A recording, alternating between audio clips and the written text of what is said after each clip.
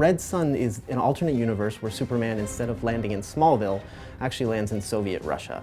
And it's the events of how he would have turned out had he been part of a communist country. The storyline is just one of the most intriguing ones. If he lands in Russia, is really what it's all about. And being able the ability to add an additional 20 missions to our already robust scenario mode, I think it's going to give the players a lot of enjoyment. I thought it was genius, actually, the whole idea of Superman landing in Soviet Russia and how that impacts the storyline. When we knew we were going to be able to do a lot of skins and DC kind of gave us the go-ahead, Red Sun would have been on the top of my list. So the Red Sun pack gets you 3 versions of our characters as if they were in this Red Sun universe. You get Superman, Wonder Woman, and Grundy. It also includes 20 Star Lab missions, which are these stories that take place throughout the Red Sun comic book arc. The Star Lab missions are pretty much the natural evolution of how we've done our challenge missions in the previous games. What we're doing this time around is focusing a lot more on unique individual missions where they're a lot more elaborate. So you get to do a variety of different things, whether it's play something like a 2D side-scroller for a mission or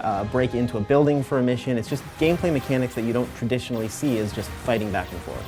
So my favorite thing about the Red Sun design on Superman is the way they took what is still a traditional costume and really gave it this militarized feel. So there's the obvious design element of the hammer and sickle replacing the S for his shield. We hold the S shield for Superman in very high esteem, and it's interesting to see, the hammer and sickle put into that S shield, and I think the graphic of that is really cool. But you also get to see these sort of dark colors and these tight stitching on his collar that really makes him look like this militant figure. We use more of an S shields type belt for Superman, where I think in the comics it was a little more circular in design, and Wonder Woman had a type of matching belt in the comics. I think the color scheme is awesome, right? Because we have the black and the grays, and then you have that stark red against that. Red Sun Grundy doesn't actually exist in the comic book. We really wanted to expand the universe of Red Sun, so we picked a character that we thought would fit really well in there. So we added Grundy, who's this big communist sort of comrade friend. Red Sun Grundy has a few things that are different and I thought were really cool to add in that gave that